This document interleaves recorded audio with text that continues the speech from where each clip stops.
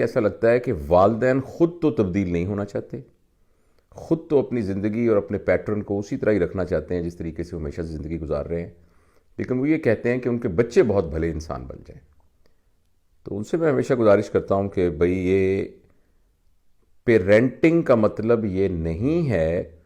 کہ وہ ان ٹیکنیکس کو ڈسکس کیا جائے جس کے ذریعے بچوں کو سیدھا کیا جا سکتا ہے۔ پیرنٹنگ کا مطلب یہ ہے کہ پیرنٹس اپنے اندر کیا کوالٹیز پیدا کریں جس کے نتیجے کے طور پر بچوں کی صحیح تربیت ہو سکے۔ تو پیرنٹنگ کے سلسلے میں یہ پیراڈائم سمجھنا بہت ضروری ہے۔ ایک تو یہ بات ہے۔ دوسری بات یہ ہے کہ خاص طور پہ اگر آپ کے بچے چھوٹے ہیں تو آپ یہ ذہن میں رکھیے کہ آپ کے گھر کے اندر جو ماحول ہوگا وہ فیصلہ کرے گا کہ آپ کے بچوں کی تربیت کیسی ہو رہی ہے۔ اور گھر میں ماحول کا مطلب یہ ہے کہ ہمارے گھر کا ویلیو سسٹم کیا ہوگا۔ آپ سمجھ رہے ہیں نا میری بات کو؟ ہمارے گھر کا ویلیو سسٹم کیا ہوگا؟ ویلیو سسٹم سے مراد یہ ہے کہ ہمارے گھر کے اندر کن چیزوں کی اہمیت ہے اور کن چیزوں کی اہمیت نہیں ہے، کیا کرنے کو اچھا سمجھا جاتا ہے اور کیا کرنے کو برا سمجھا جاتا ہے۔ ہمارے ہاں اچھائی کا، برائی کا، بڑائی کا، عزت کا معیار کیا ہے، یہ اس کو ہم کہتے ہیں ویلیو سسٹم، اور جن کو ہم کہتے ہیں اقدار۔ ویلیو سسٹم سے انگریزی کا مطلب ہے کہ کس چیز کی ویلیو ہے آپ کے نزدیک بہت زیادہ۔ اگر ہمارے گھر کے اندر ویلیو سسٹم یہ فیصلہ کرے گا کہ جس کے پاس پیسے زیادہ ہیں وہ بڑا ہے، ہمارے گھر کے اندر گفتگو بھی ایسی ہوتی ہوگی، ہمارے گھر میں چیزوں کے بارے میں زیادہ ذکر ہوتا ہوگا، ہمارے ہاں ظاہری شان و شوکت کی طرف زیادہ ذکر ہوتا ہوگا، ہمارے ہاں موبائلز کے ماڈل، گاڑیوں کے ماڈل اور برانڈڈ گھڑیوں کے ڈیزائن اور کپڑوں کے ڈیزائن، ان کا ذکر زیادہ ہوتا ہوگا اور اس کو فخر کی بنیاد سمجھا جائے گا، تو پھر ہمارے گھر کا ویلیو سسٹم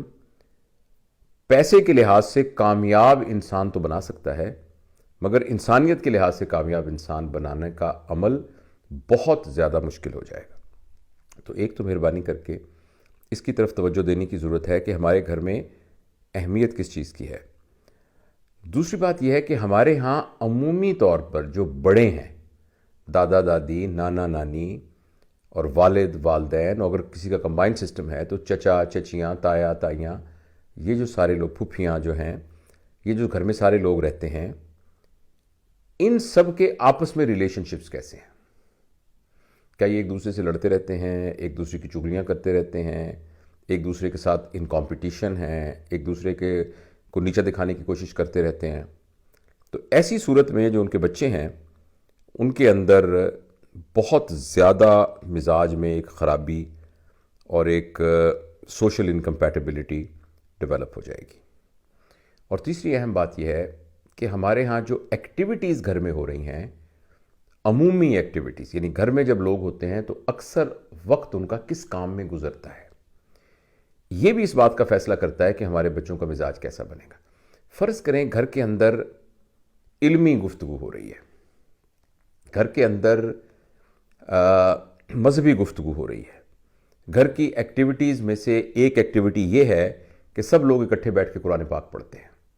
گھر کے اندر صبح کے وقت فجر کی نماز کے بعد دادی اماں جو ہیں وہ ایک جگہ پر عبادت کر رہی ہوتی ہیں،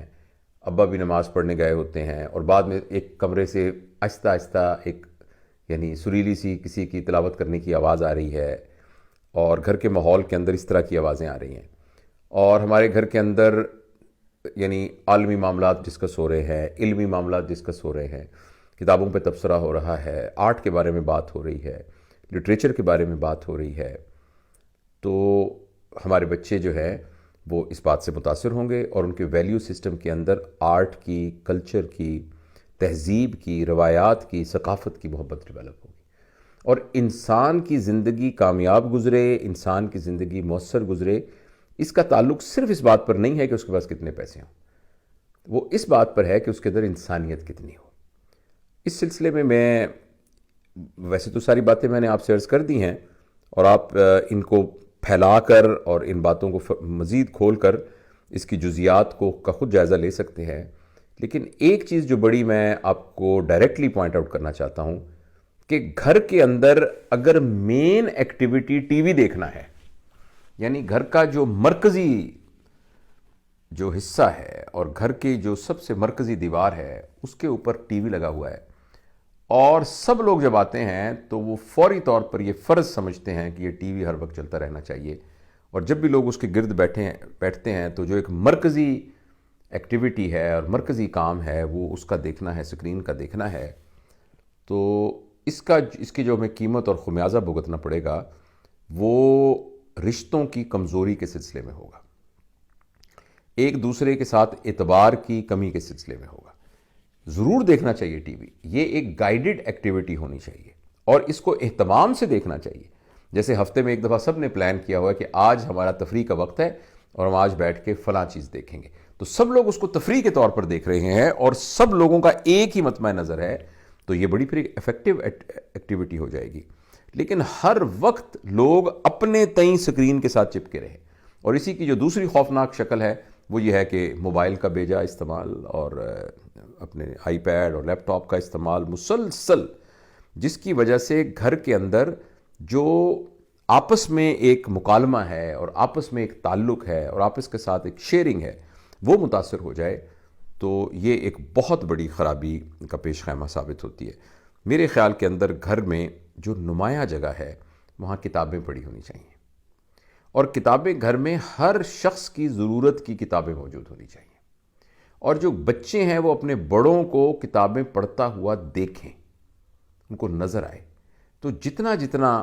کتاب کے ساتھ تعلق ہوگا، اتنا جو ہے وہ انسانیت کے ساتھ تعلق ہوگا۔ تو یہ کچھ تھوڑی سی باتیں ہیں، میں ان سمری میں یہی کہوں گا کہ جو بھی والدین اس بارے میں متفکر ہیں کہ وہ اپنے بچوں کی اچھی تربیت کریں، تو مہربانی کر کے وہ تربیت کا عمل اپنے آپ سے شروع کریں۔ ایک بات جو ہم نے بہت کروڑ دفعہ کہی ہے کہ ہمارے بچے وہ نہیں کرتے جو ہم انہیں کرنے کو کہتے ہیں، ہمارے بچے وہ کرتے ہیں جو ہم کرتے ہیں۔ تو جیسا ہم اپنے بچے کو بنانا چاہتے ہیں، یعنی ہم بچے کو کہتے ہیں جھوٹ مت بولو، اور یہ وہ شخص کہہ رہا ہے جو کہ ساری زندگی جھوٹ بولتا رہا ہے۔ ہم بچے کو کہہ رہے ہیں کہ خبردار تم نے موبائل نہیں استعمال کرنا، اور یہ وہ شخص ہے کہ جو ہر وقت اپنے موبائل کے ساتھ کھیلتا رہتا ہے۔ ایک شخص یہ کہتا ہے کہ تم ٹھیک ٹھیک پڑھو، تمہیں فرسٹ آنا چاہیے، یہ وہ شخص ہے جس نے خود ابھی FA بھی پاس نہیں کیا تھا۔ تو اس لیے ہمیں ان چیزوں پر توجہ دینے کی ضرورت ہے۔ بچوں کی تربیت کے سلسلے میں بنیادی بات اپنی تربیت ہے۔